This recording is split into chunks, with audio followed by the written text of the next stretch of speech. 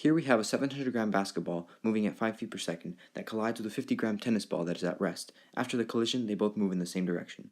We don't know the final velocity, but we will find this by adding the momentums. Adding the momentums will give us the final momentum, which is mass times velocity. Using mass times velocity, we find that the momentum of the basketball is 0.3549.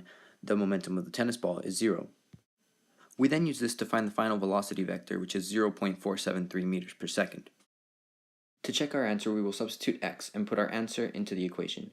After solving, x must be equal to what it was before. In this case, x is equal to 0.507, so we conclude that this answer is correct.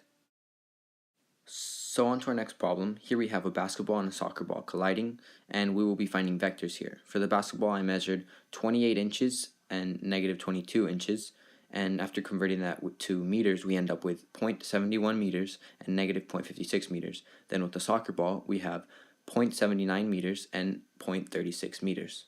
So we know that the soccer ball and the basketball collide. We know that the soccer ball stops and that the basketball keeps going, but we don't know the final velocity of the basketball. So we're going to add the initial momentum of the soccer ball to the initial momentum of the basketball.